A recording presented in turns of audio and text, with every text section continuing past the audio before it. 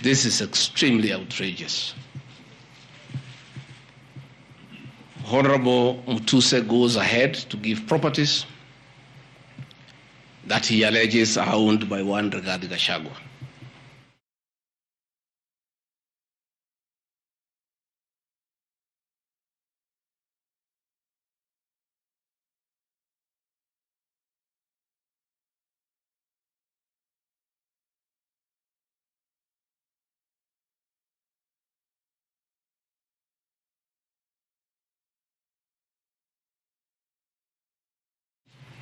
In 2017, and yours truly, Rigathi Gachagua, was by his bedside. Prior to his death, 3 or 4 weeks before, in privacy, he wrote his will and appointed Rigathi Gachagua as an executor of that will, jointly with Mwai Madenge, his close-time buddy, who is a quantity surveyor, and celebrated lawyer Njoroge Regeru. The three of us were tasked to manage his estate.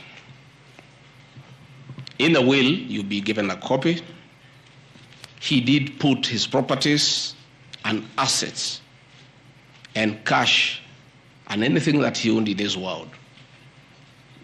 And among the things that he did put was the Olive Garden Hotel, the Fingo Beach Resort, the Queen's Gate apartment, and Langata high-rise flats.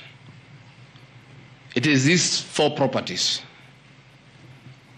that the Honorable Mutuse alleges in the National Assembly that Rigathi Gachagua has acquired them after becoming Deputy President in 2022, when Derito Gachagua died in 2017. It is the most embarrassing allegation a member of parliament can table before the National Assembly. Those properties were constructed and were in operation when the late Gachagua was alive. I take this opportunity to ask for forgiveness to my late brother, James Derito Gachagua, that today, as your younger brother defends himself, he'll defile your privacy by distributing your will that you wrote in privacy. That your properties that you worked so hard for many years to benefit your wives and children are now a subject of discussion and are alleged to be proceeds of corruption. How unfair, how cruel can you be to a dead man? A man who worked so hard, a man who gave his life for his family, to buy plots, to construct property, and leave them in his death for his children and his brothers and sisters. And then you go to the floor of the House and allege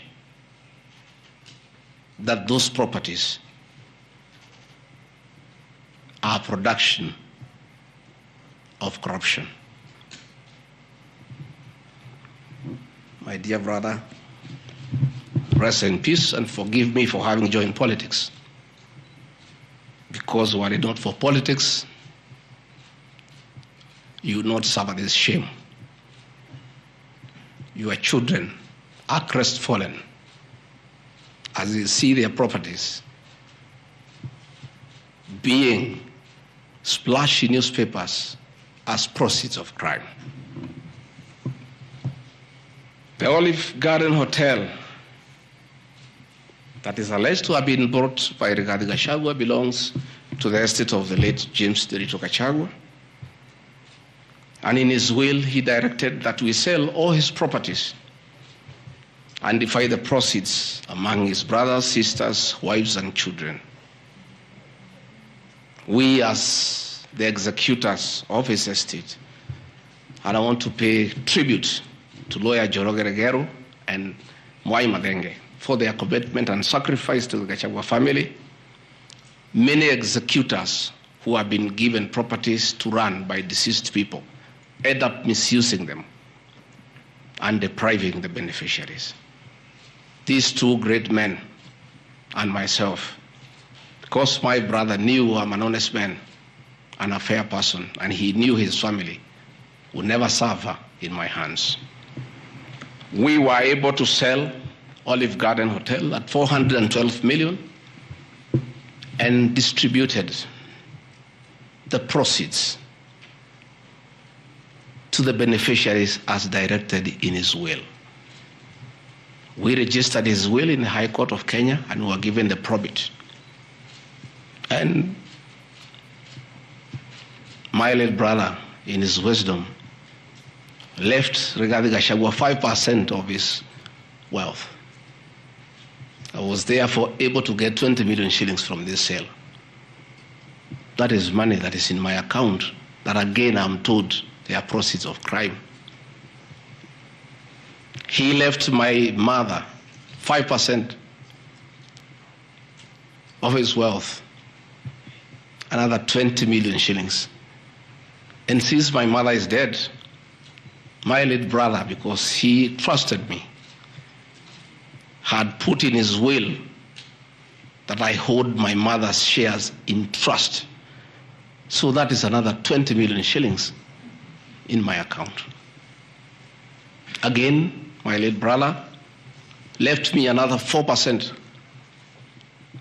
to hold in trust of the children of another brother of ours who is deceased, the late Dr. Friend Wachira Gachagua, whose children are in South Africa.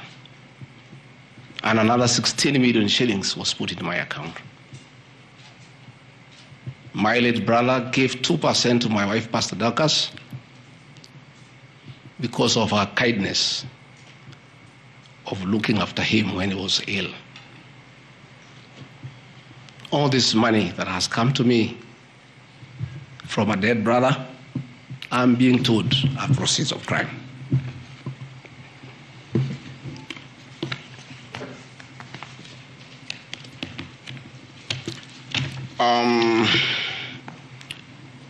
Queen's Gate Service Apartments, another property belonging to the late Gachagua, is another property that I'm told I've bought as when I'm deputy president. That is why I have 5.2 billion worth of money. And this property, again, we sold the Cooperative Bank of Kenya, the staff retirement benefits for nearly 600 million. And this money we utilized to pay his debts.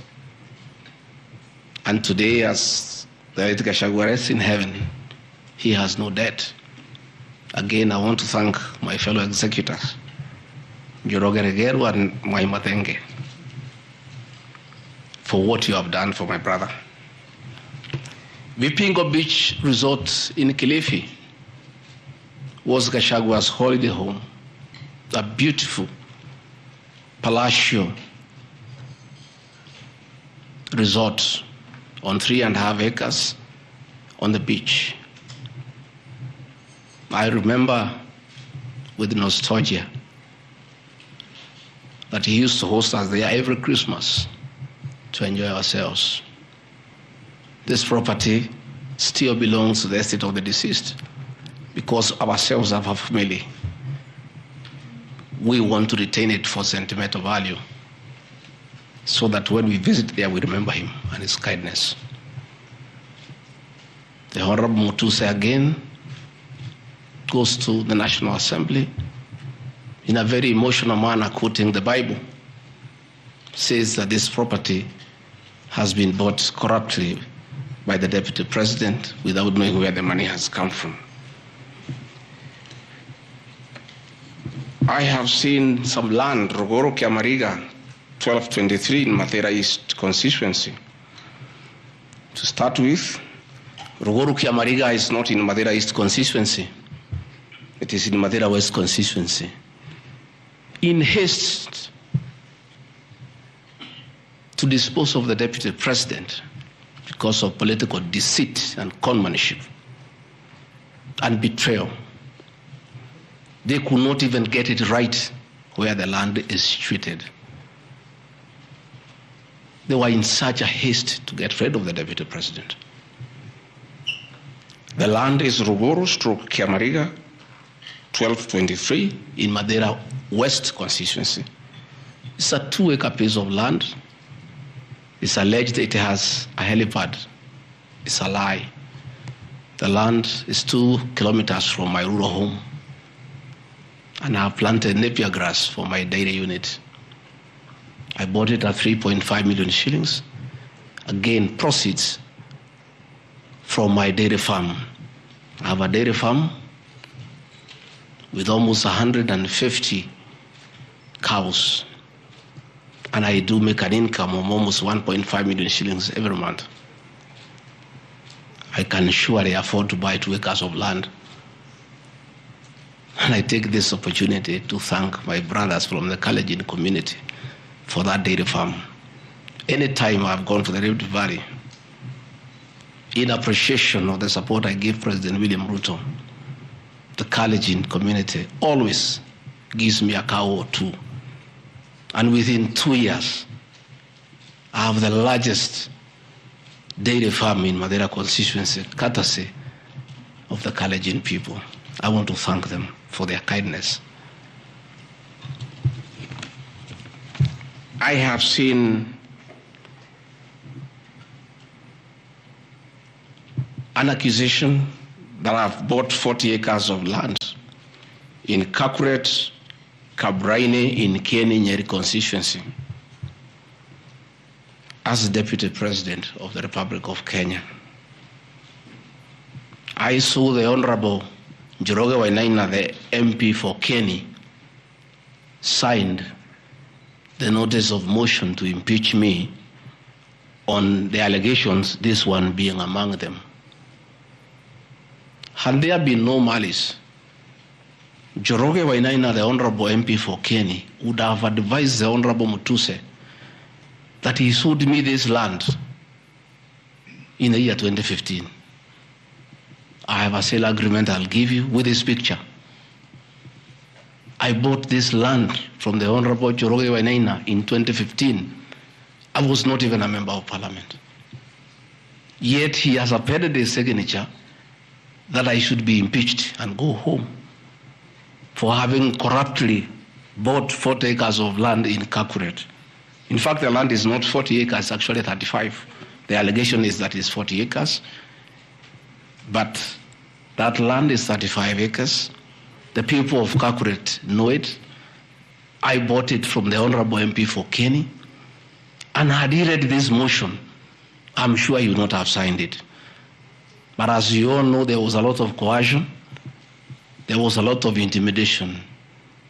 And I'm sorry that I'm told the Honorable Wainaina is admitted in hospital because of threats, coercion. He is being forced to hang a brother against his will and his conscience.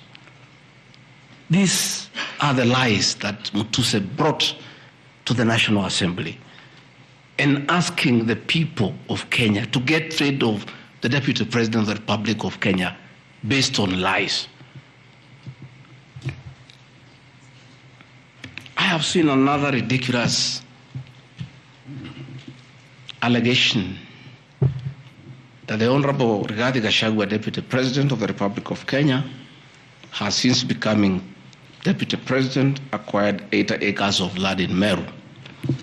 That is false. What is true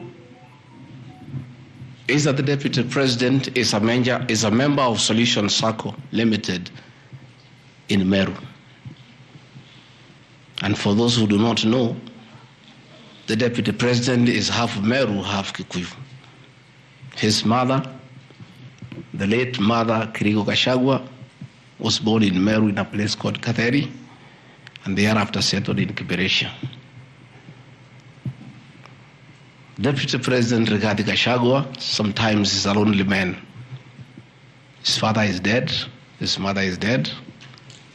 His brother, Derito Gachagua, the governor, died of pancreatic cancer.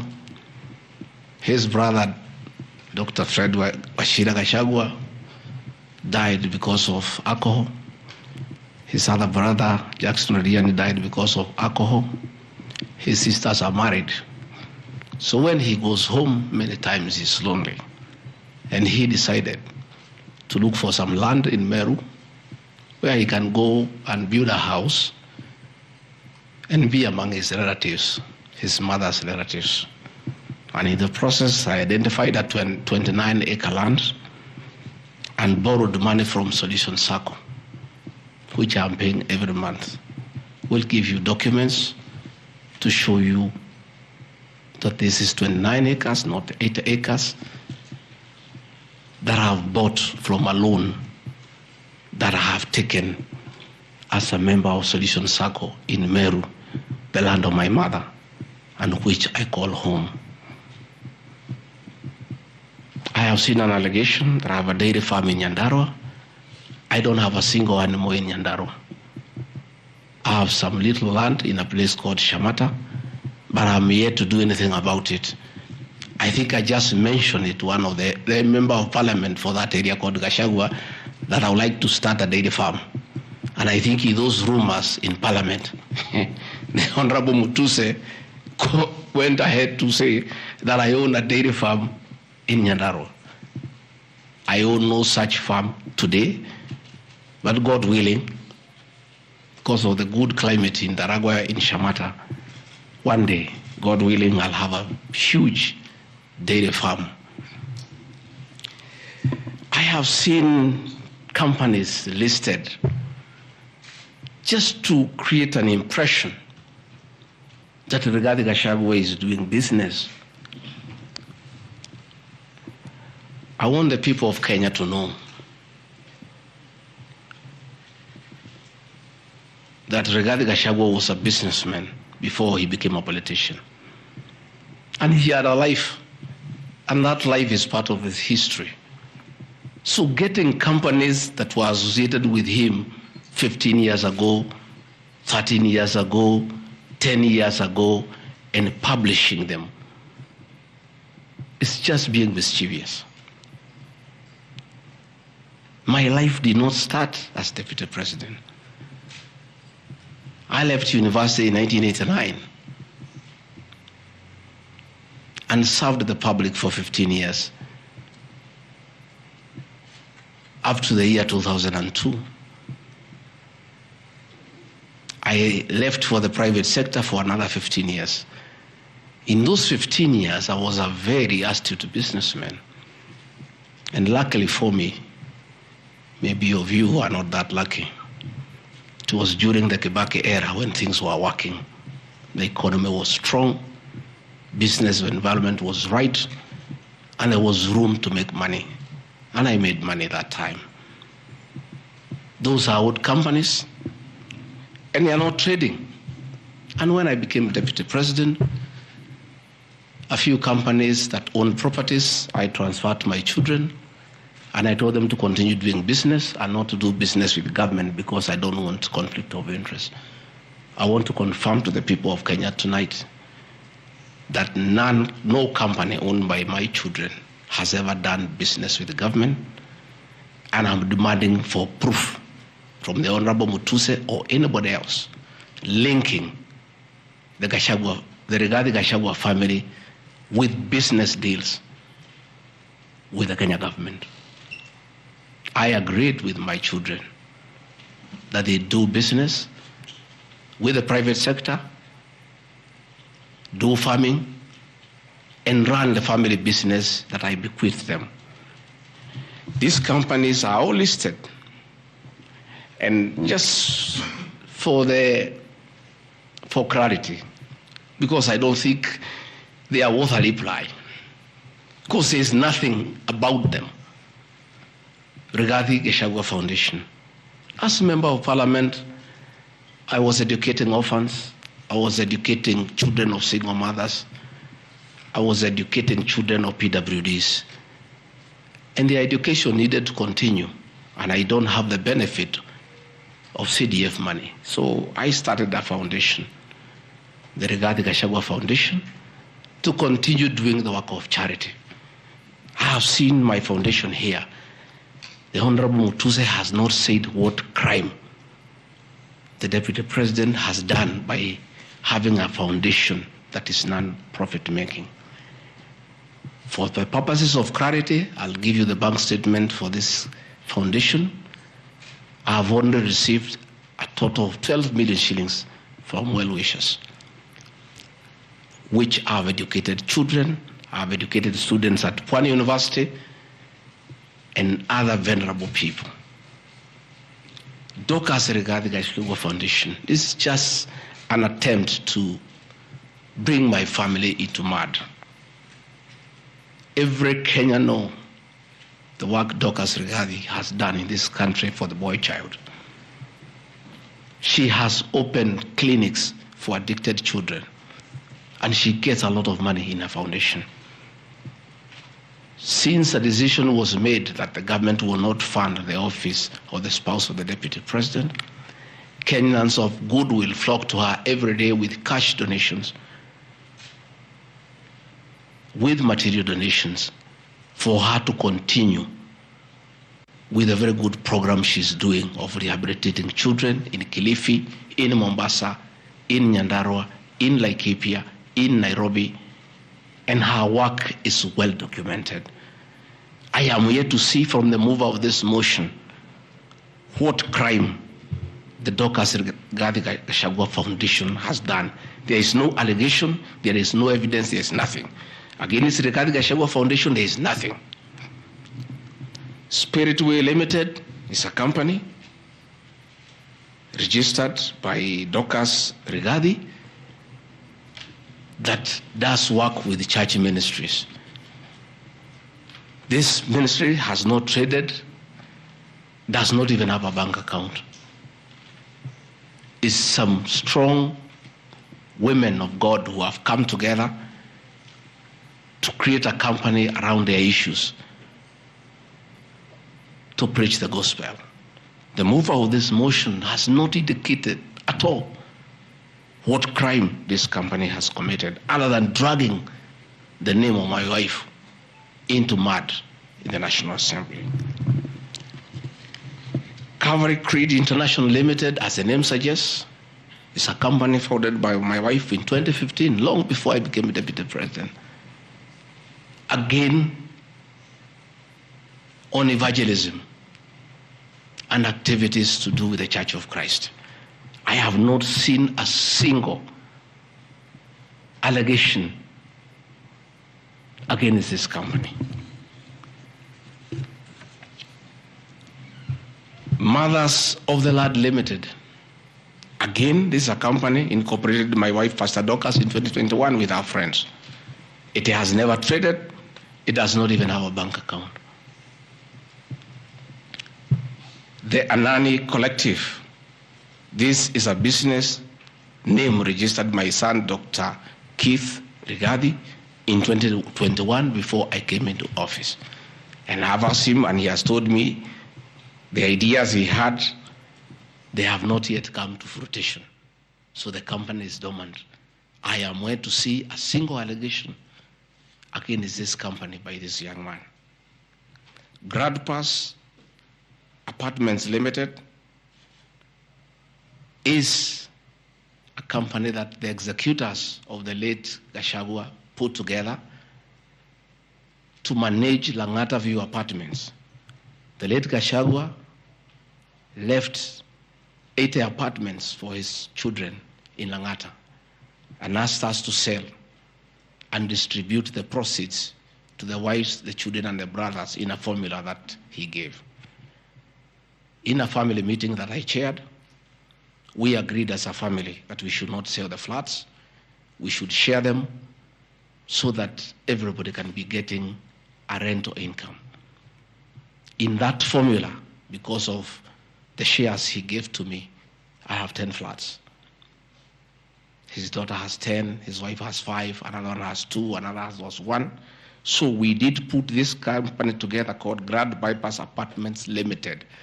This is a company that will be managing those flats on behalf of the beneficiaries of the estate of the late Gachagua. Again, this company has been put here by the Honorable Mutuse as a company that is involved in corruption. A company set to manage floods belonging to a dead good man who had foresight to think about the future of his children. And in his death, he is being haunted on nonsensical allegations simply because a decision has been made that regarding Gachagua is no longer useful to this administration. He is a spent cartridge. His work was to help fight Uhuru Kenyatta and get President William Ruto to power. And thereafter, he is of no use. So he should be dispensed with, and somebody else can be appointed against the will of the Kenyan people. That is the viciousness that we are even fighting the dead. How cruel can we be? How insensitive can we be? What is this power thing? That you even fight the dead for you to entrench yourself in power and get rid of your perceived political enemies. I appeal to the people of Kenya to have respect for the dead, if nothing else. People may have money, they may have power, they may have everything, but they must remember that it is very respectful to respect the dead. Please stop haunting my late brother. Don't put him on trial. He committed no crime by working hard and leaving an inheritance for his children and entrusting his brother, regarding Gachagua, to look after that property.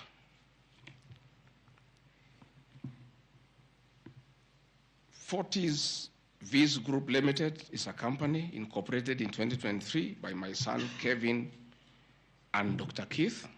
Again, some two very enterprising young men. This company has not even taken off. They are still figuring out what business they can do. And before they can even settle down, their father is under siege. So they have to come here every day to keep me company and find out what is not happening. This company has not even started. These are young people, children. Why do you want to destroy their future?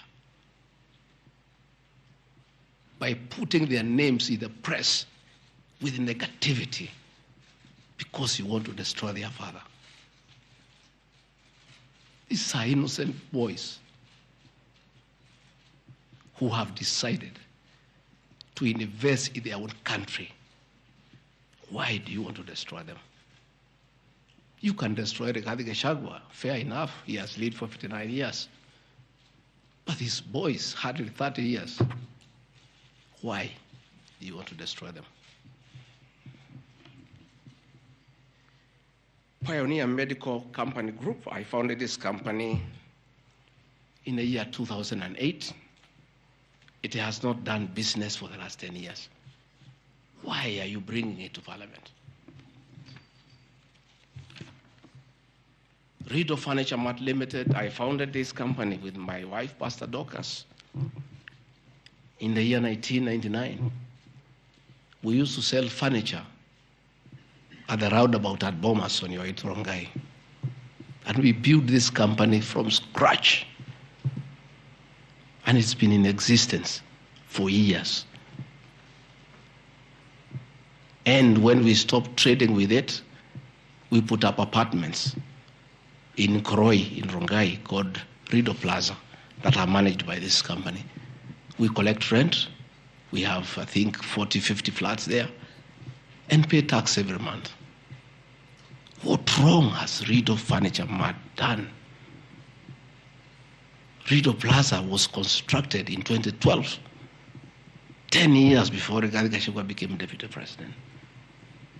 Even if you want to kill his men and make sure he's totally destroyed, why don't you pursue him for the 2 years he has been in office?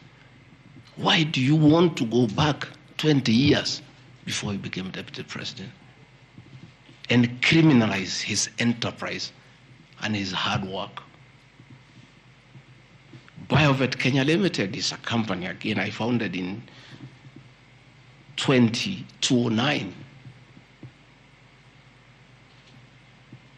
Many years before I even went to Parliament. It has not done business for the last 15 years. Not a single shred of evidence that this company has done wrong. It's not there. Murani Manufacturers Limited. It's a company that is founded by a character from our village and sold some shares to my wife and my children and interested them in manufacturing feeds for pigs and for chicken. It never even took off. This company has never traded in government. It has not done any business. It is actually dormant. I'm told the account has only 132,000 shillings. And you want to set the Deputy President of the Republic of Kenya, man elected by 7.2 million Kenya shillings, because his wife and children have some shares in a company that has 132,000 shillings. Surely. Delta Merchants Limited is a company I founded in 2009 during the Kibaki era. It has not done business for 15 years. We demand that you say what this company has done. Wamunyoro Investments Limited is a company named after my village in Wamunyoro, which I founded in the year 2001 as a construction company. This company owns a lot of property that I bought in those years when the economy of this country was on sound footing. Since I became deputy president, we ceased all activities of this company. It has not done a single transaction with anybody. The company is dormant, but it owns property. Those properties were bought and acquired long before I became deputy president.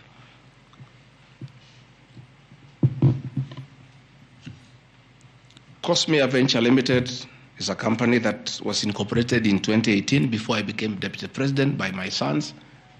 They do what you call bulk SMS. I used to give them work when I was member of parliament to send messages to my constituents. I think they were charging me 30 cents per SMS. Some young, enterprising young people. Company 2018, it doesn't do business with government. It is not accused of any wrongdoing by anybody, anywhere. It's just putting the name there. Royal Crimson Ventures Limited, again incorporated in 2018 by my children to do their little business. No allegation of any wrongdoing has been annexed to the motion. Kurito Properties Limited, again, this is a company that me and the co-executors put together for the purposes of managing the Vipingo Hotel. No details of any accusation, any wrongdoing, nothing. Crystal Kenya Limited, this company I founded in 2009.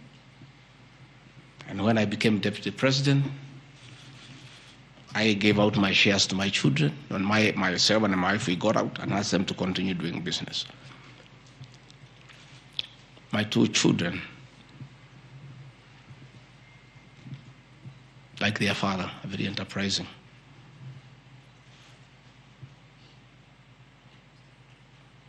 Nyeri County, where I come from, we were hit badly by COVID, and all our hotels shut down.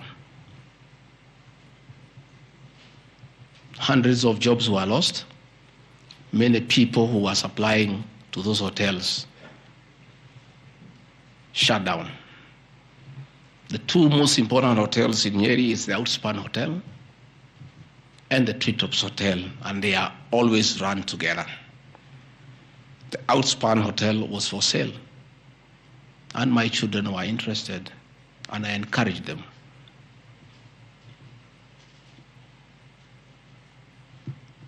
Treetops Hotel cannot be sold.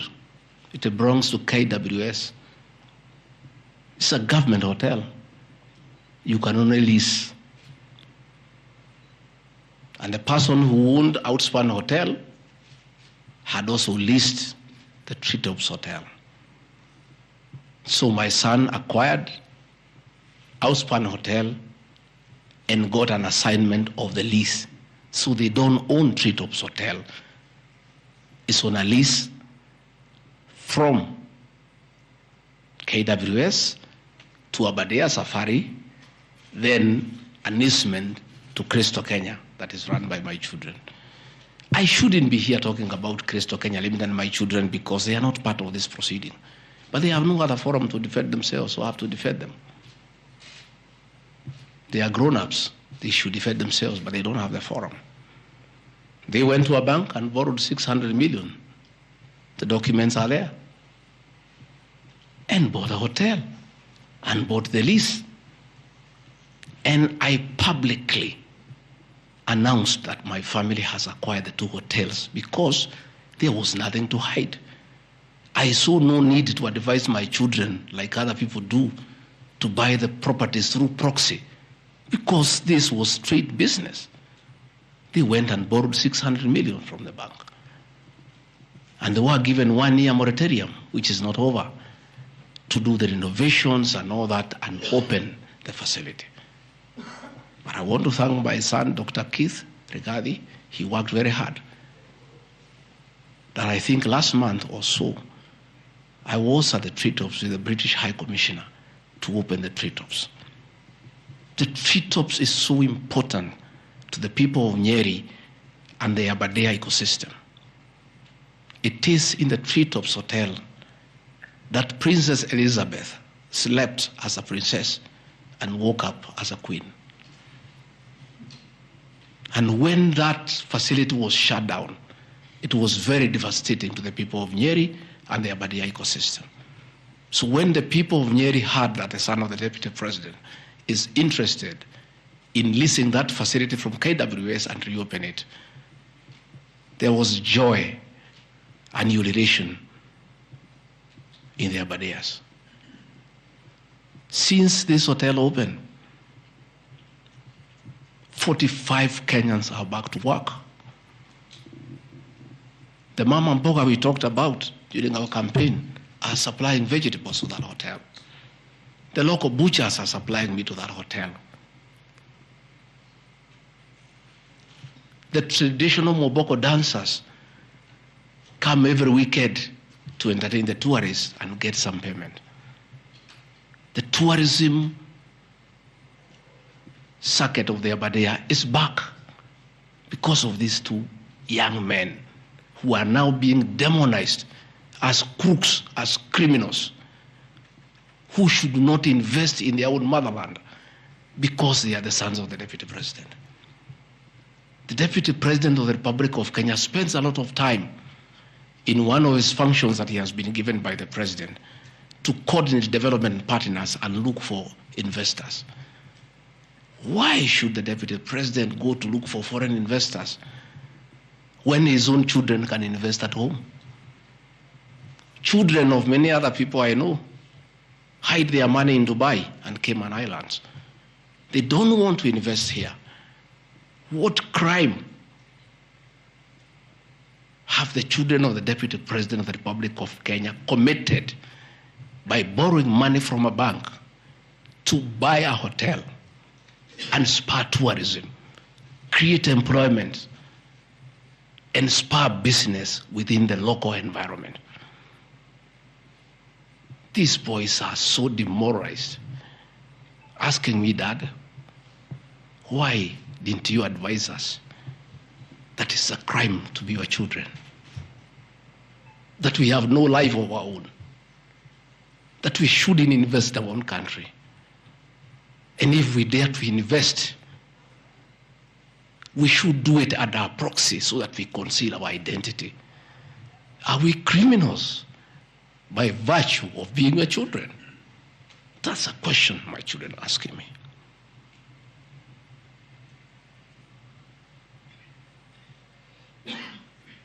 What crime can children of Kenya commit to borrow money from a bank and start an enterprise and employ people and spur tourism?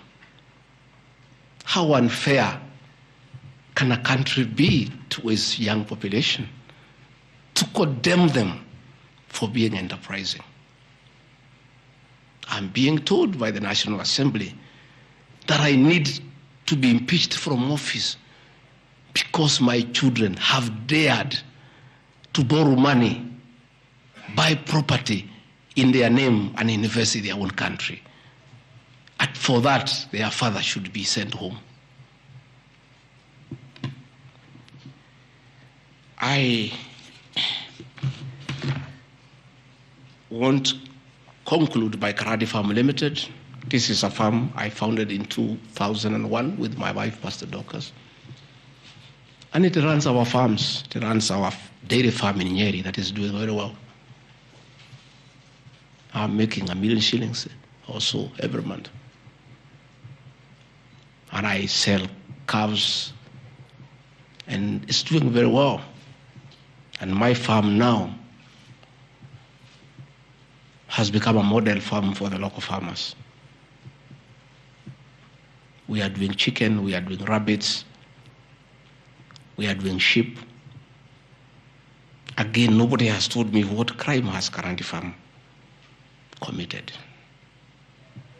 Technical Supplies and Services Kenya Limited, a company I founded in 2001. I did business during the Kibaki era. When things got very bad, I stopped doing business with it. It has not done business for the last 8 years. And of course, in the 2 years I've been deputy president. I want proof. Tomorrow, the National Assembly to table proof what these companies have done. They will be very embarrassed before the people of Kenya. This will be the most shameful act ever in the history of our National Assembly, where you go table a motion that is so sensational based on trash and not a single accusation backed by evidence. I have seen an allegation that exerting influence on officials of the Ministry of Lands to issue an allotment letter to Amunyoro Investments Limited and using the fraudulently acquired documents to support a court case. Again, Amunyoro Investments Limited was never allotted any land. This parcel of land, 209/12077, Amunyoro acquired at 24 million shillings in the year 2012. The documents are there, we'll give them to you. Purchase from a third party. Somebody went to the National Land Commission and lodged a case and claimed the property belonged to him, a former senior outside the Ministry of Lands. And the National Land Commission made a determination, the records are there, that the land belongs to Amunyoro Investments Limited. Again, he went to the High Court in the year 2022. I was not deputy president. I made my witness statement before I became deputy president. I supplied all documents before I became deputy president. I did not file any evidence as deputy president. And the matter was concluded, and the High Court issued a judgment. We'll give you the judgment that the land belongs to Amunyoro Investments Limited. I am told that they have appealed the judgment. I invite the Honorable Mutuse to apply to be co-joined in the appeal, and then he can argue his case. This is a matter that has been adjudicated by the High Court of Kenya and made a determination. And you want to bring it to the National Assembly. The matter is alive with the Court of Appeal. It is sub judice to even discuss it in Parliament because a determination has been made. Irregular procurement of mosquito nets at a cost of 3.7 billion. I saw a huge headline from the Star newspaper, planted headline. This is the most ridiculous headline I've ever seen. And this is the most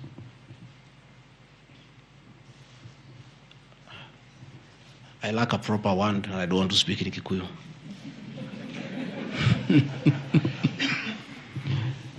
I think somebody needs to give me some water. What I'm looking for.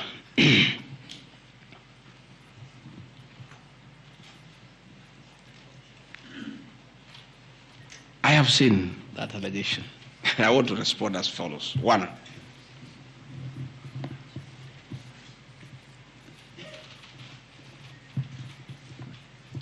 there is Andrew Mulwa. He has sworn an affidavit with the false allegations.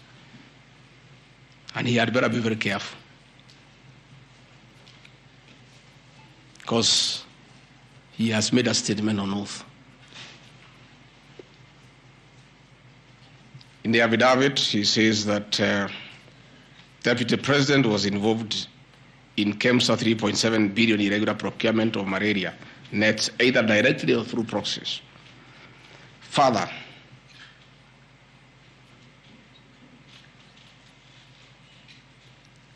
Shobika Impex Limited is an international company, the fourth largest manufacturer of mosquito nets in the world.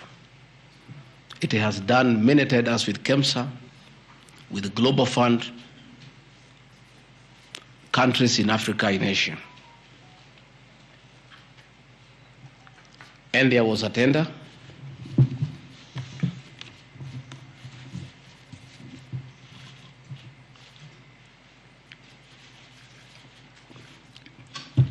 There was a tender funded by Global Fund through KEMSA, and it was an international tender for manufacturers. The company owned by my son Christo Kenya Limited are not manufacturers, and they did not participate in any way in the tender. In any way. What happened is that in the year 2014, 8 years before I became deputy president, Shobika Impex Limited appointed Christo Kenya as their local agent, whose work is to do their errands and follow their supplies at the ports of entry. Christo Kenya did not participate in this tender. It was done by Shobika. KEMSA wrote to Shobika and said, your tender was not successful because you had a problem with pagination of your security documents. Pagination. Those of you who have done tenders, you number the pages. And if they are not right, you can be disqualified. And therefore, they were told, can you come and collect your bid board, your original bid board? That's what happens. If you participate in a tender and you don't win, you are asked to collect your bid board. And they kept on coming to collect the bid board. It was not available for almost 3 months. And they asked the local agent, that is Christo Kenya Limited, can you follow up on our behalf? We participated in this tender. We did not win. We have a letter asking us to collect the bid board. We are waiting for it because this is money that is tied as our agent in Kenya. Can you follow up? And that is why when my son, on behalf of Christo Kenya Limited, went to KEMSA trying to follow up.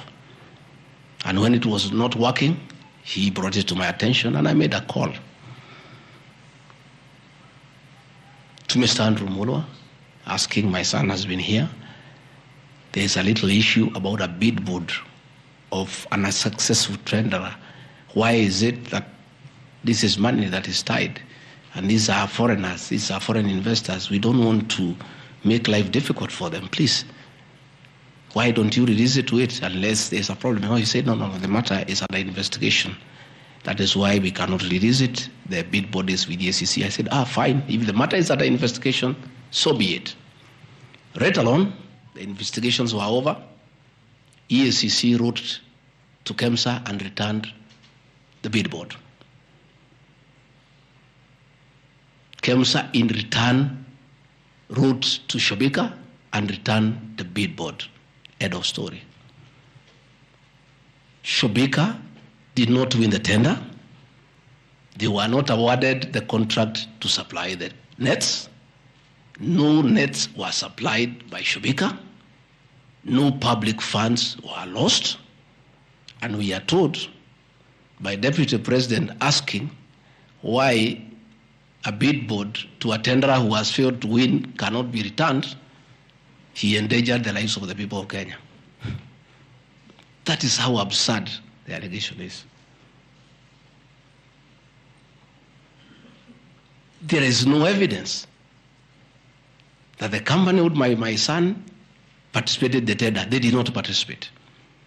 There is no evidence that the Deputy President interfered with the tender.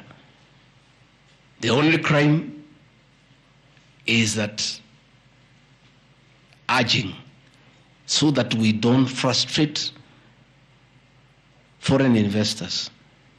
If they were not successful, why are you keeping their tender security? You need to give it to them. And it was a lot of money. I think it was 500 million or something like that. So I want to say this is a very ridiculous, and I take great exception to the headline by the Star. Please, we'll give you the documents. Tell us, where was the Deputy President involved in a tender? This is a tender that never was. And for the record, to show that this tender had no problem, after the investigations, during the investigations, the CEO, Terry Ramathani, was suspended to allow investigations as it should be. And Mulwa became the CEO. Mulwa was not there during the tendering. He came after the tender had been annulled. And he was dealing with the aftermath of the annulment of the tender, that is returning the bid boards, sending document to ACC. After investigations by ACC and the Senate were concluded, Terry Ramadhani was appointed by President William Ruto as the Deputy High Commissioner to India. That tells you, because when those appointments are made, the head of public service writes to ACC, DCI on issues of integrity. Terry was cleared, which means there was no scandal. And again, and most important, no public funds were lost, no nets were supplied.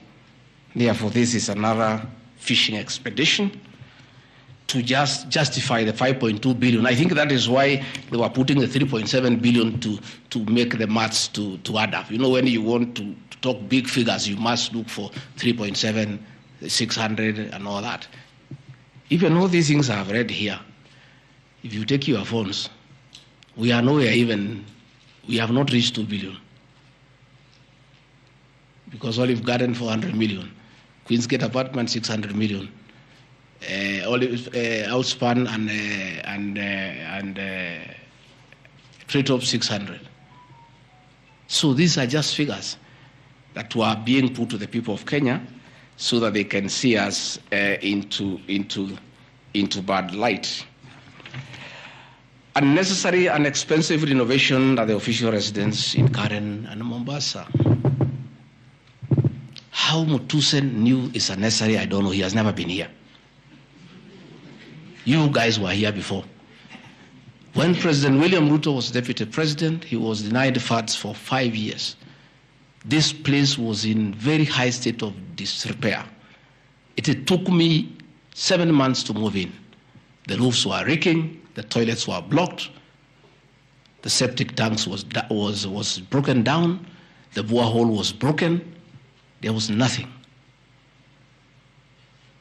Parliament, in its own wisdom, allocated funds for the renovation of this residence. As deputy president, I have nothing to do with public expenditure. In fact, at that time, the accounting officer between 2022 and 2023 financial year was the State House Controller. Procurement was done, tender was awarded, and the renovations were done. And you can see, the place looks good. There was need to dignify the office of the Deputy President because he has a function of coordinating development partners. Ambassadors and high commissioners and all sorts of international visitors are always here. So to dignify the office of the Deputy President, the residents needed to be in the right standard, and that is not my decision, and I have nothing to do with it. As for the contractor who was awarded the job, I don't know him, and I don't need to know him. I have no business. Where he transferred his money, I would not know. I have no access to his account. Whether he is related to me, the answer is no. I don't know him. And for the record, I don't wish to know him because it's not necessary.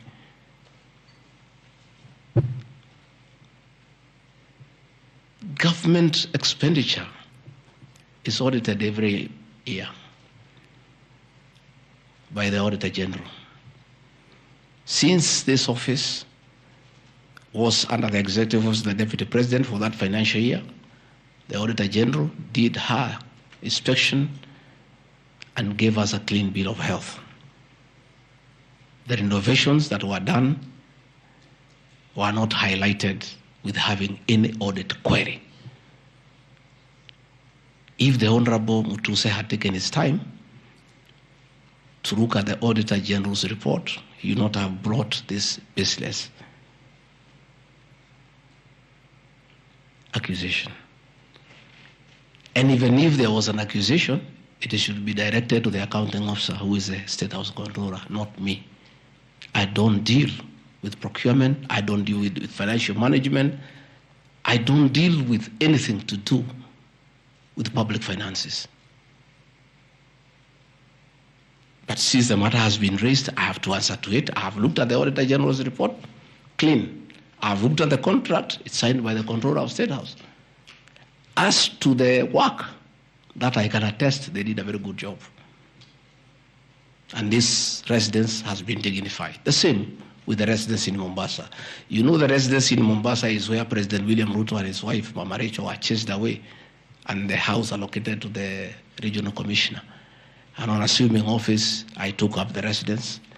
It was in state of disrepair. Again, it was renovated. It's a good place. And I normally go there when I go to Mombasa. And it makes a lot of sense because before the renovation of that residence, anytime I went to Mombasa, I normally have a huge delegation of security people, hospitality, and all that goes with the office, not really me. The bills were very expensive. It makes a lot of sense to have an official residence for the Deputy President in Mombasa so that when he is there, you cut down on public expenditure.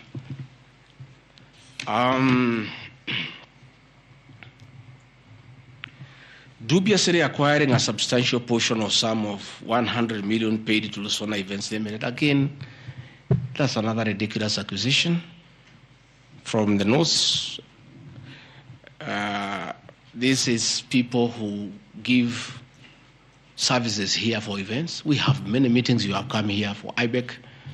There are tents put up here to the required standard. We have meetings here for development partners. This is a very busy residence. Most of you have been here. Again, I don't get involved in procurement.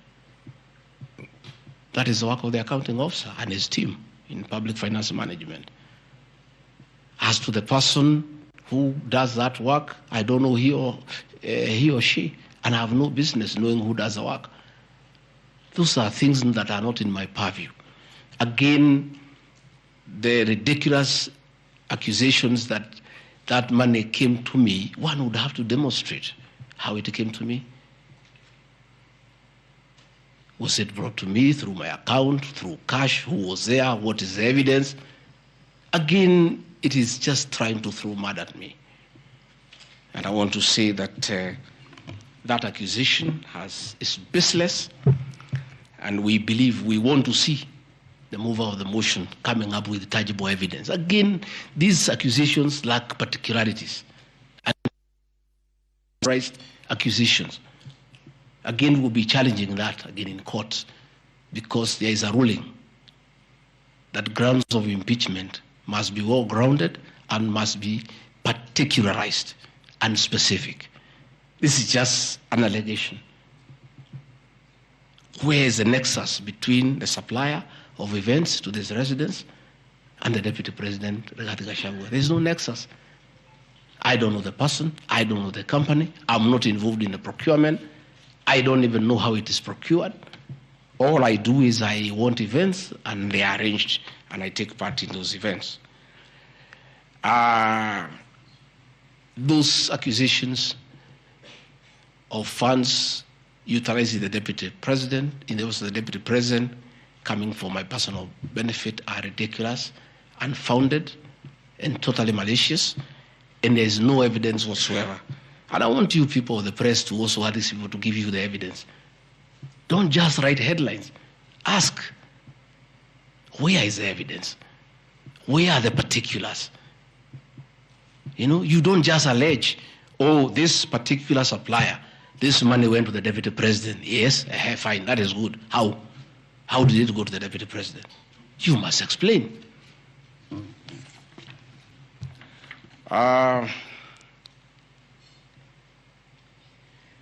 Alleged sensational but false allegations against Lady Justice Esther Maina. It is alleged that the special notice of motion at ground 4 had a gross violation of the Constitution, that I publicly attacked the Lady Justice Esther Maina and forcibly threatened to bring action against her. I did not threaten to bring any action against Justice Maina. I did bring action against her. I was just informing the public because I'm a public officer and I have freedom of speech. I have filed petition before the Judicial Service Commission against Justice Esther Maina in issues I felt I did not get proper justice. So I did not threaten her. I did what the law says. If you are not happy with the conduct of a judge, you file a petition before the Judicial Service Commission, which I have done.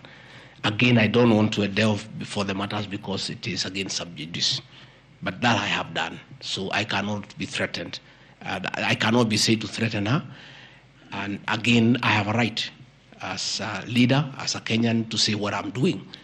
And I did say publicly that I will bring a petition against her, and I have done it. And the evidence is there. You see it. We have filed a petition, and we are waiting for it to be concluded.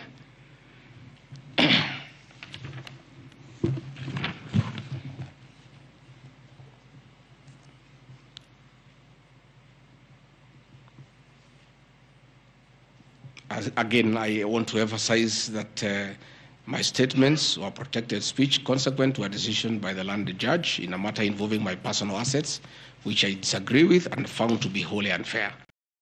The matter having been concluded at that stage, my criticism of the decision was not sub judice, nor in any other manner prohibited by law. While I respond to the ruling of the land judge, I was in absolute disagreement with it. Contrary to the assertions in the special motion, I did not forcibly threaten to bring action against the learned judge. I took legal action available to every citizen of Kenya under Article 168(2) of the Constitution, which allows any person to petition the Judicial Service Commission for the removal of any judge, and filed a legal complaint before the Judicial Service Commission in March 2024. The complaint being live before the JSC, discussion of the conduct of the learned judge in the said matter here would be sub judice. Diverting materials meant for construction of Kilifi Malindi Highway to tarmac a private load to Vipingo Beach Resort. Again, I said Vipingo Beach Resort belongs to the estate of the late Governor Gachagua. The facts are as follows. King Charles III visited Kenya between 30th October 2023 and 3rd November 2024. During his state visit, one of the designated places where King Charles III was to visit was Kuritu Marine Conservancy, which shares a road with the Vipingo Beach Resort. And it's a public load, by the way, it's not a private load. I have annexed a copy of the program of the state visit to Kenya by King Charles III, marked RG which at page 13 on item 63 and 64 shows his departure and arrival at Kuritu Marine Conservancy. As I was walking around, I slept there, I think 2-3 weeks before the arrival of the king. And as you all know, I walk every morning. And as I walked on that road, I found there was a lot of activity and tarmac was going on. I was very happy and I asked what was happening. And I was told that the king himself, the third, will be coming.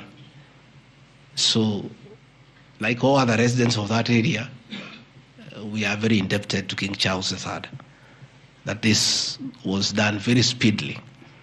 Regarding Gachagua never called anybody to do this road. In fact, I'm informed that this road is donor funded, the one to Kilifi, and there is a component of corporate social responsibility. And I have learned, after I have inquired, that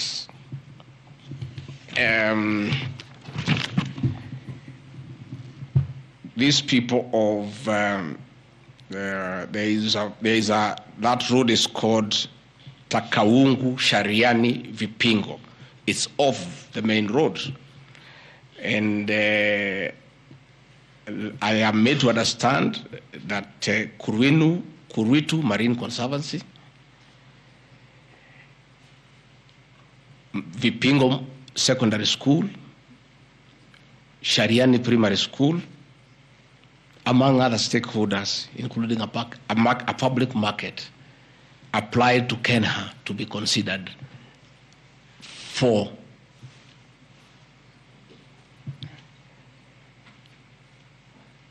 corporate social responsibility. And I think the issue of the king hastened that request. And that's why I said we are grateful to the king. Again, I invite evidence to show that I influenced that road. In any case,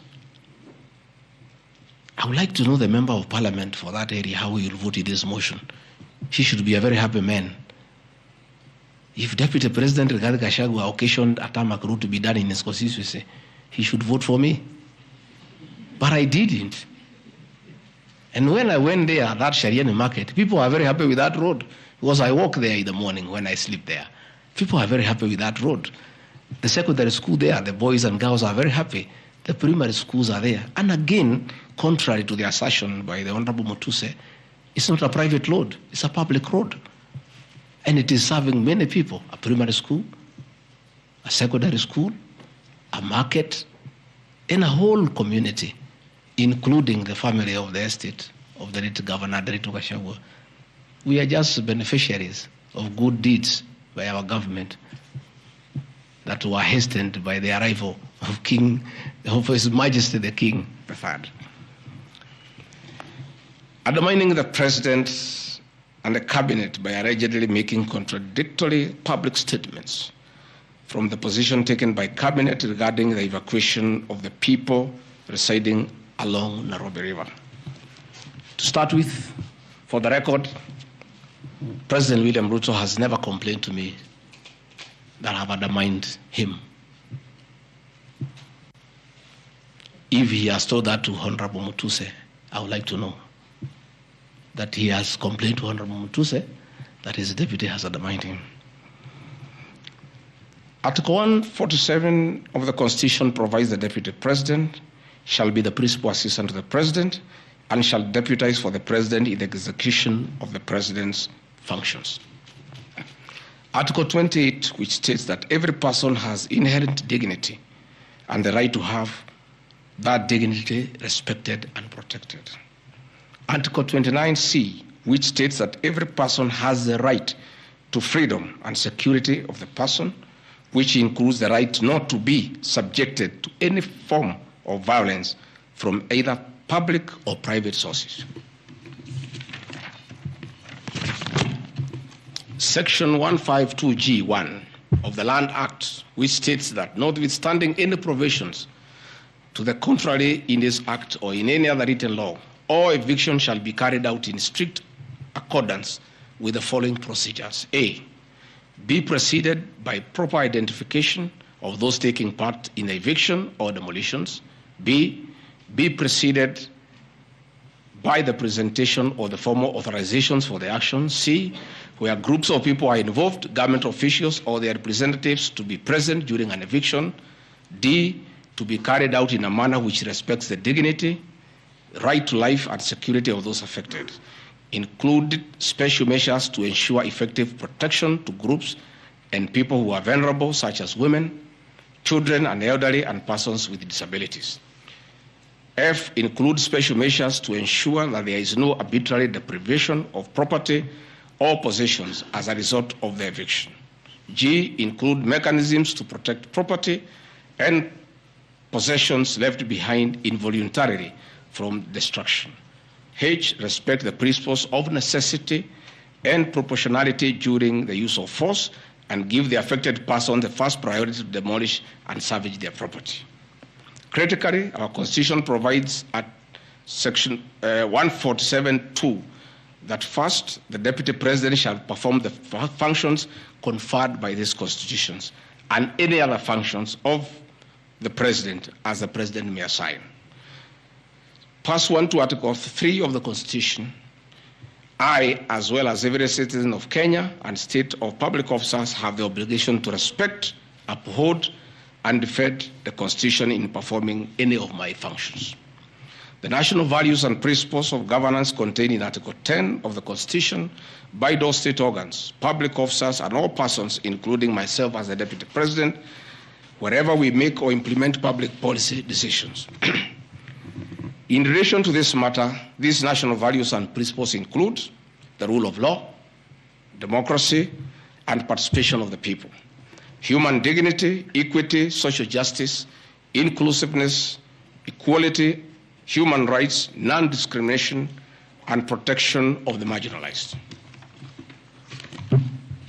Adherence to these principles became extremely important when we, as state officers, are contemplating legal evacuation of citizens with a duty to avoid inhuman forced evictions that would be contrary to our Constitution and international law. While campaigning with the President, and subsequently when I was sworn in as Deputy President, you can remember, I promised as a key pillar to the Kenya Kwanza government that there will be no forced and unlawful evictions and that all evictions shall be human and entail legal compensation. You remember my inauguration speech. I said never again shall this administration carry out inhuman evictions in a brutal manner as was done in the previous administration. I and my office, the Office of the Deputy President, have undertaken extensive engagement with all parties in regard to the cabinet decision on eviction, which I fully support, including the Nairobi River, which is an entity under the ODP and County Government of Nairobi. Adherence to these principles become extremely important when we as state officers are contemplating legal evacuation of citizens with a duty to avoid inhuman forced evictions that would be contrary to our Constitution and international law. Guideline number 6 of the United Nations General Assembly, guidelines for the implementation of the rights to adequate housing, prohibits forced evictions, and the state should ensure that any eviction under domestic law are fully compliant with international law. The guidelines further require meaningful engagement with communities to ensure that the rights of residents are implemented cooperatively without the need for eviction procedures or police enforcement. I have supported the implementation of cabinet directives on the eviction, safe for the fact that on being informed that each person residing at the Nairobi River was being evicted and paid only 10,000 shillings, which I and many other Kenyans felt inadequate compensation for eviction. I insisted that the government should abide by constitutional dictates and international norms while implementing any cabinet decision, including eviction, and maintain the dignity of citizens of Kenya facing evictions. My statements did not and cannot be construed to undermining the president, because the president, like me, sought to defend the very Constitution. I hope I'm very clear. Am I clear?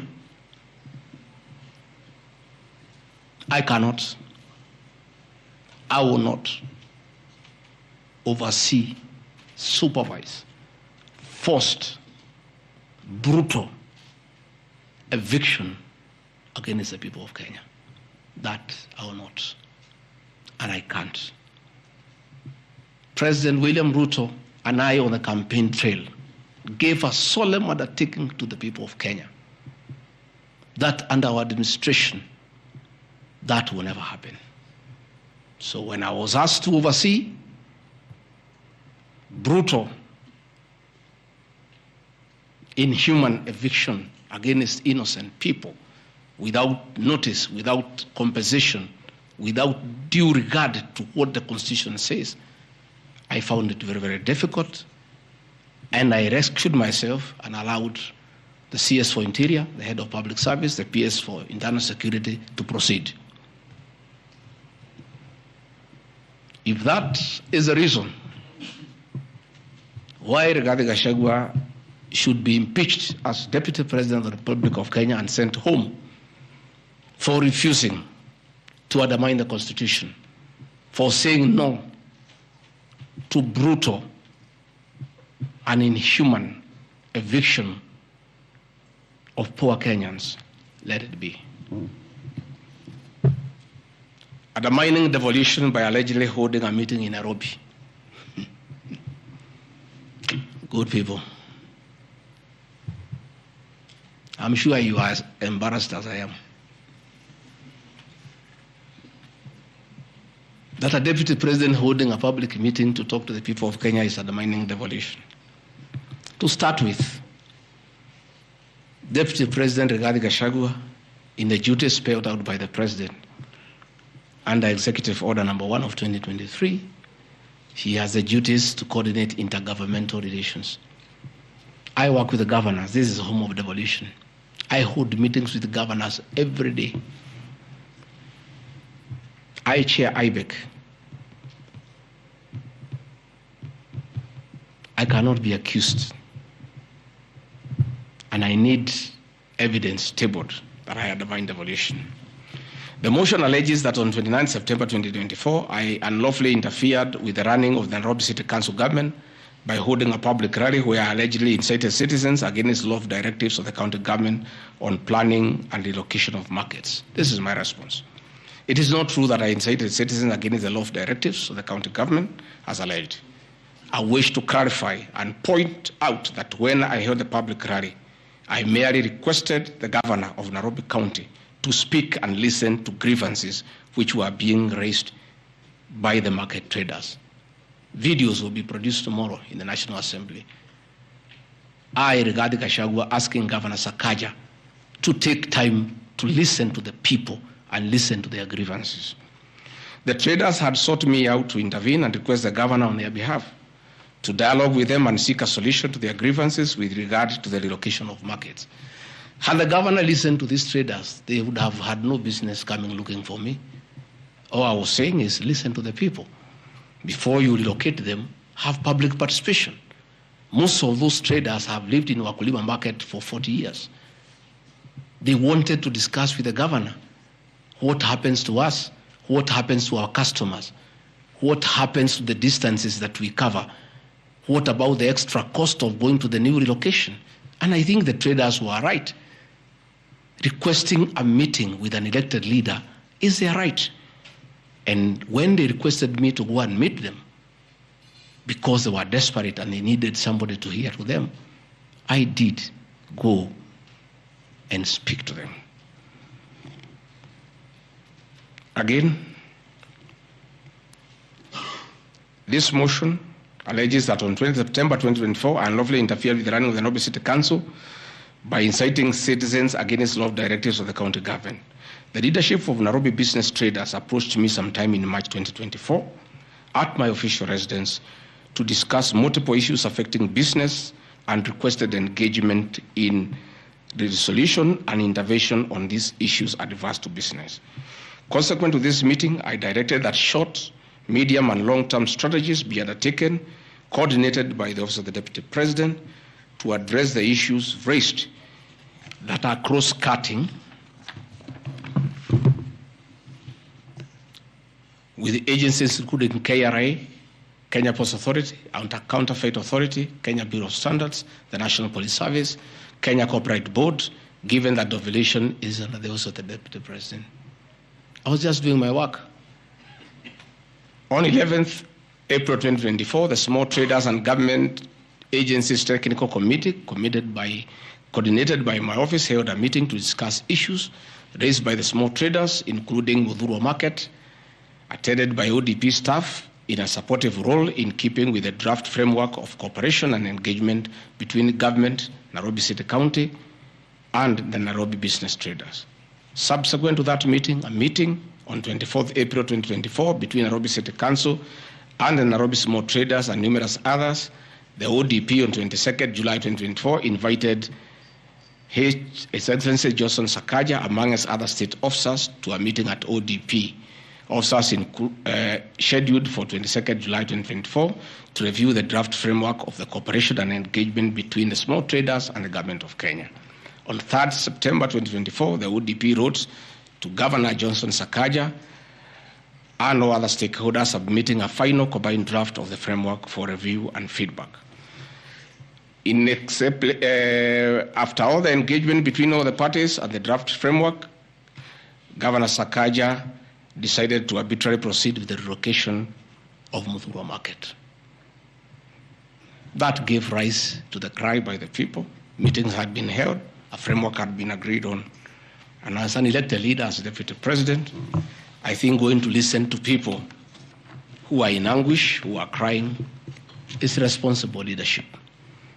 The government that President William Ruto and I lead is a listening government. And going to listen to people cannot be an impeachable crime. I would like to know how members of parliament would want to send me home for going to listen to people who are crying that they need to be listened to. I would like to understand.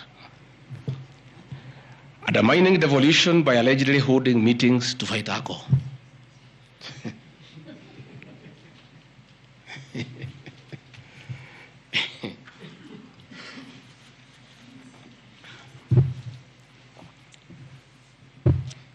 I think tomorrow will be the greatest circus. Or do I call it the theater of the absurd? That Deputy President Gachagua, undertaking duties assigned to him by the President to fight illicit brews and drugs across the country, should be impeached because by doing so, he is interfering with the devolution. I held meetings in Nyeri, attended by Governor Kahiga, Governor Waiguru, Governor Irogo Kangata, Governor Wamatangi, Governor Kiari Badilisha. I held a meeting in Chuka, attended by governors of Embu, of Tharaka Nithi, of Meru. I attended a meeting in Mombasa, attended by governors of Kwale, a representative of the governor of Mombasa, the governor of Taita Taveta, a representative of the governor of Lamu, to discuss. I held a meeting in Nakuru, nearly with all governors present, and all of us jointly, under my chairmanship, the Ministry of Interior and Governors, we agreed on how to tackle the menace of illicit brews. And we have a good story to tell. Out of those efforts, our young men who are sleeping in trenches are back home. Women are very happy their husbands are back home and they are bringing food. In fact, some children have been born. Some have even been named Gigi because of the effort that I have put in fighting illicit brews. I think the people of Kenya would be shocked to hear tonight that one of the accusations against their deputy president and why he should go home is because he led the battle to fight illicit brews and drugs that has caused havoc among our young people. Please, if regarding Gachagua is a problem, why don't you assign this job to somebody else? Because this job must be done. We must get our children off drugs. We must fight illicit alcohol. And saying that you want to impeach the deputy president because fighting illicit brews and drugs is interfering with the devolution. I think this is the greatest joke of the year. Even the 291 MPs who signed this motion, most of them, because I know them, have looked for me personally to thank me for the way I have successfully led the war against drugs and illicit brews. And that is why that sham public participation should have had my responses, so that the women could hear that one of the accusations against the deputy president is that he should be sent home because he was leading the war against illicit brews and drugs. I don't know. I think there is something wrong in this country. That somebody has sat down to draft a motion to impeach the deputy president of the Republic of Kenya. And one of the grounds is that he has interfered with the devolution by leading the war to fight illicit brews and drugs. This is a height of absurdity. And Parliament will be the theater of the absurd. I would like to hear what is the nexus between fighting illicit brew and interfering with the devolution. I would like to know. I've never had any governor complain. I've never had any MCA complain. I've never had any Kenyan complain. The only Kenyans who have complained are few. They are the manufacturers who are manufacturing poison under the guise of producing alcohol. Those are the only few ones. I beg the National Assembly and the Senate, most of the National Assembly, to save face, to consider striking this ground before the motion tomorrow, because it sounds ridiculous to the people of Kenya. Again, if Deputy President Gachagua has to be sent home for fighting drugs and illicit alcohol, so be it. Sensational statements against the National Intelligence Service and its Director General and other officers. My response. In relation to this allegation, I wish to state that the National Intelligence Service holds a very critical role in ensuring the safety and security of our country.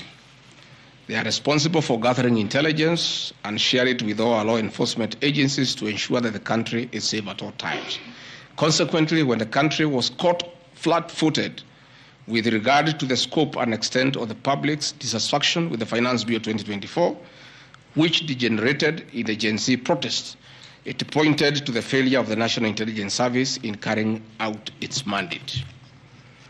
I am persuaded that the National Intelligence Service ought to have known beforehand that the public was completely opposed to the finance bill, and they ought to have briefed the president before the protests began, as this would have caused a change of tact by government regarding the proposed bill, and protest which culminated in the loss of innocent lives and destruction of property could have been avoided. Hence, I express my opinion, as this is in my public media briefing in Mombasa, and my utterances were not any different from what happens to other countries when there is lapse or failure by the intelligence agencies. Many of you will recall that after September 11th terrorist attack in the US intelligence agencies were massively criticized. An inquiry was even opened to investigate why the intelligence agency was not able to detect and thwart the terror attack. Under the Constitution of Kenya, the government agencies are supposed to be accountable to the Kenyan people, including the National Intelligence Service, and calling them out when there is a dereliction of duty does not amount to undermining them. In any case, the Director General of NIS is not above the law. He is a public officer. Just like the president, the deputy president, cabinet ministers, he too is subject to criticism like any other public officer. In fact, I'll have videos. President William Ruto, as deputy president, at one time criticized the then Director General of the National Intelligence Service. In another video, he heavily criticized the then Inspector General of Police for the performance. I have learned from my boss how this job is done. It's clear. It's done. I mean, nobody, the president is criticized daily. The deputy president is criticized daily. And we take no offense. The Director General of the National Intelligence Service is not above the law. He is a public officer. He is accountable to the people of Kenya. And when one feels he has underperformed, he'll be called out. Because that is the nature of the Kenyan state. And this I learned from my boss when he was deputy president.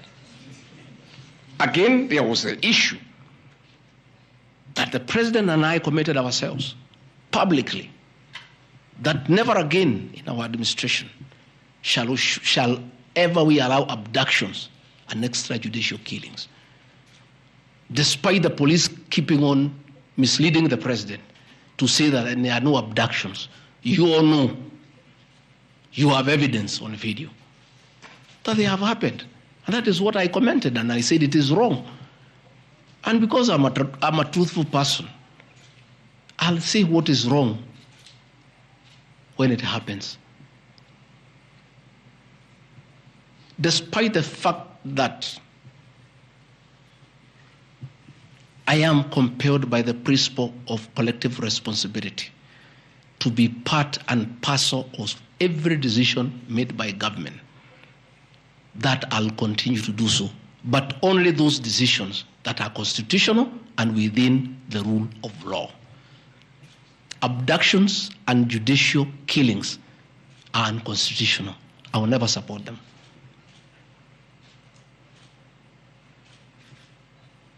President William Ruto has been criticized left, right, and center. I have not seen him take anybody to court for criticizing him. Why is Rigathi Gachagua being impeached for calling out the Director General of the National Intelligence Service? The Deputy President is criticized daily. The judiciary is criticized daily. The media is criticized daily, including the Star, whom I've criticized today. But that is as far as it goes. And again, despite being just the Deputy President, I enjoy a constitutional right in the Bill of Rights, freedom of speech. And if the Director General of the National Intelligence Service was aggrieved, there are mechanisms of how he can take me to court and sue me for defamation. And I'll be able to argue why I said what I said. So that is not a ground for impeachment. I mean, that is curtailing liberties, the freedom of expression, the freedom to hold public officers accountable for their actions.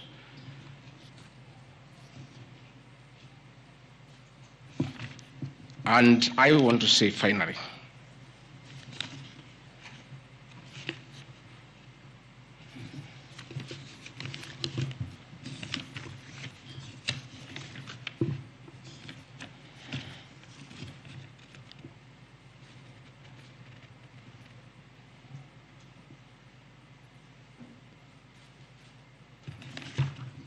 I think I've literally addressed all the grounds because I felt it's important for the people of Kenya to know the allegations against the Deputy President and his responses. And as you have heard, though you are not judges and you are not advocates, there is nothing here that violates the Constitution. There is no gross misconduct. There is no crime that has been committed.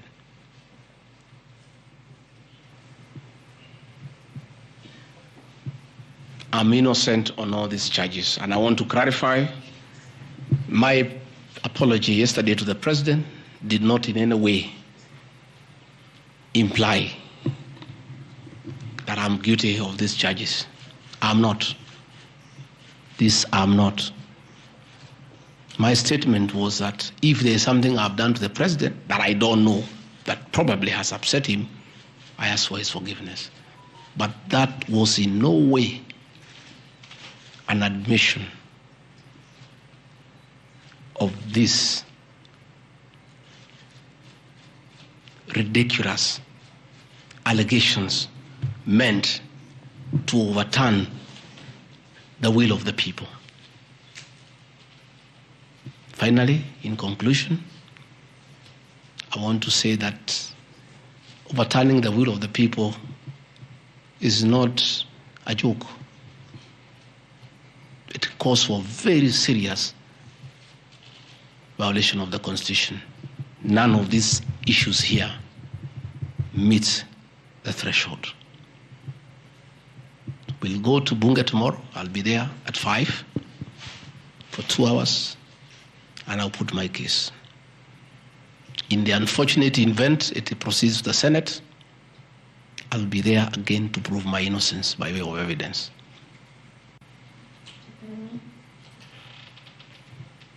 When I called this press conference, there was a lot of speculation that Rigathi Gachagua wants to resign.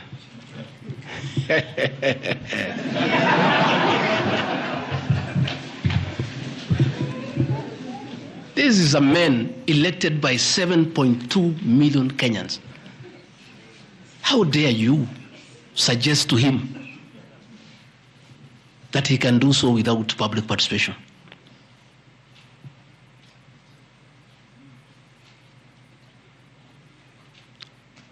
I have no intention whatsoever to resign from this job. I'll fight to the end. I have tremendous respect for our judiciary and the professional judges of the High Court, the Court of Appeal, and the Supreme Court. And in the professional manner, they have handled serious issues affecting Kenya. The impeachment of a deputy president elected by 7.2 million Kenyans is not a small matter that can hastily be decided by a few members of parliament and senators and wish it away.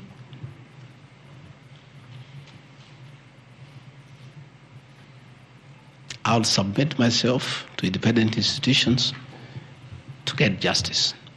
And I'm sure, I have no doubt in my mind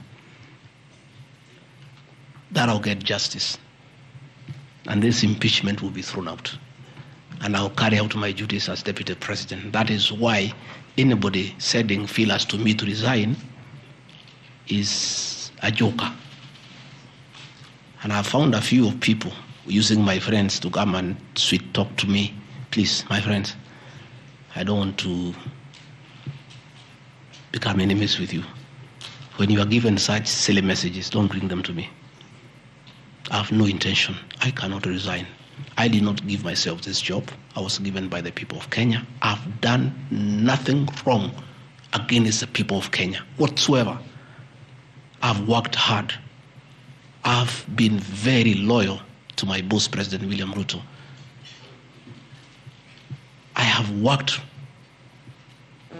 hard every day.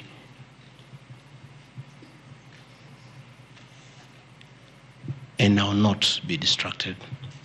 I think there's one issue I've forgotten, one ground. The issue of the shareholding, isn't it? Even you guys can remind me if there's one issue that I have not dealt with.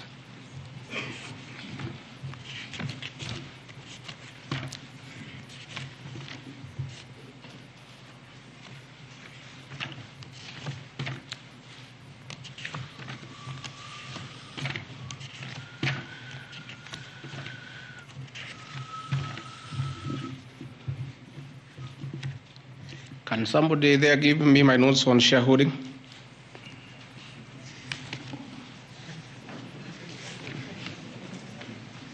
Yeah, I have them here. That's okay. Yeah. This is an important one. Yeah. There are several. I had not. There are a few silly ones. There's one that.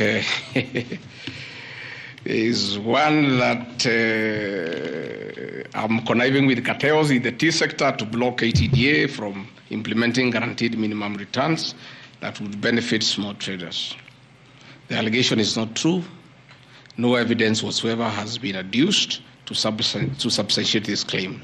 As far as I know, I've successfully completed my mandate, which was assigned to me by the President, which culminated into creating synergy between people who had taken KTDA to court and suspended the operation of the Tea Act. As a result, the Tea Act now is in operation. The President never mandated me to take over the affairs of the Ministry of Agriculture. He asked me to spearhead tea reforms.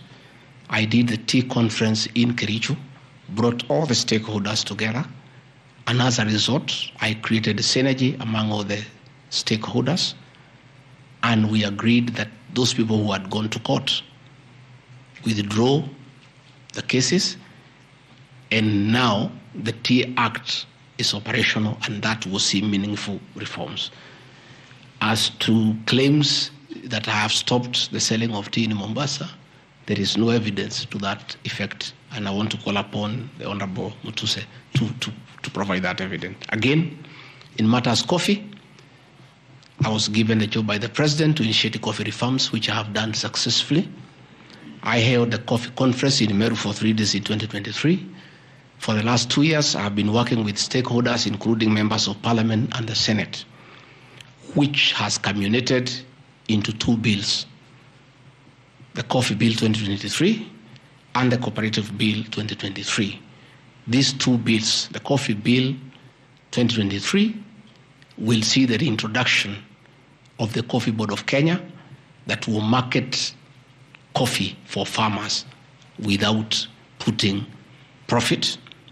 We have also recommended the reintroduction of the Coffee Research Foundation or the Coffee Research Institute in Roiro to work on better varieties and drought-resistant crops. Through my efforts, again, I have completed my work. The 2 bills are before the National Assembly. I call upon members of the National Assembly immediately after the impeachment process to embark on these 2 bills and see them to fruition so that farmers can enjoy the work we have done in coffee reforms. I have seen another absurd, that I have taken control of a local cooperative society in Madira constituency where I was a member of Parliament. This is false. I should be told which society by name, because I know all the societies. I know all the farmers by name. It's really ridiculous. Again, there is no evidence. There is nothing. It's just trying to spoil my name before the people of Madeira who elected me as their member of Parliament. On the issues of shareholding, I think this matter has been discussed for a long time, and I think it's good tonight I put it in proper perspective. I wish to state that the allegation is equally false. None of my family members, allies, or associates are in control of any cooperative society in Madeira. That one I had done. In shareholding by virtue of the provisions of the 3rd schedule of the Political Parties Act, the constituent parties of Kenya Kwanza Coalition entered into various agreements which were deposited with the Speaker of the National Assembly and the Speaker of the Senate for purposes of Article 108 of the Constitution of Kenya. 16.2, the following were members, parties of Kenya Kwanza: UDA, ANC, Ford Kenya, PAR, Farmers Party, Chama cha Kazi, Communist Party, Economic Freedom Party, the Service Party, Tujibebe wa Kenya Party, Umoja na Maendeleo Party of Kenya, and the Democratic Party of Kenya. In accordance with provisions of Clause 3E of Schedule 5 of the Political Parties Act, each of the agreements contained in a power-sharing development agenda for certain regions in Kenya. I attach here copies of the said agreement. I'll give you the Kenya Kwanza agreement so that you know when I talk about shareholding, I'm not talking about Kenyans. I'm talking about this agreement that was signed by President William Ruto and almost everybody else on how power will be shared. I've never talked about sharing resources. I've been talking about power sharing for people to get what they deserve in sharing power in accordance with this agreement. Like, for example, in an agreement between UDA, ANC, and Ford Kenya, the UDA would nominate the president and the deputy presidential candidates, which has happened. I got my share, although I have no share certificate.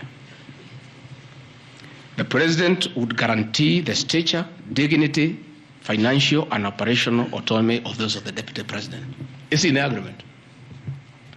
The office of the deputy president will be allowed specific duties identified at Article 21 of the agreement. ANC will be allocated a position of prime cabinet secretary to be established within 14 days. It was given to Musalia. The office of the deputy president, Ford Kenya will be allocated the position of the Speaker of the National Assembly, which was given to Moses Wetangula. In accord with Article 2.1 of the Power Sharing Agreement, ANC and Ford Kenya would have a 30% share of national government positions. So, the Honorable Musalia Mudavadi, the Honorable Wetangula, and the people of Western, please don't condemn Rigathi Gachagua. The agreement is here, defining your share in the government. It is not me. I did not sign this document. It was signed by Musalia, Wetangula, and President William Ruto. So when I say about this share thing in terms of positions, I've never talked about resources, about development. Although it is also here, is that regions bargained with the president for shares. Musalia Mudavadi and Moses Wetangula bargained for 30% of shares within the Kenya Kwanza government. Although they were also supposed to give us 70% of the vote, which they did not. Nevertheless, since they gave a certain vote, they are still entitled to some share one way or another.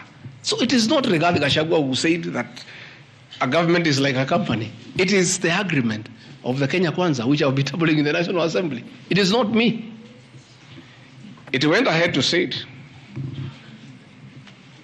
He said, ANC and Ford Kenya would have 30% share of national government positions.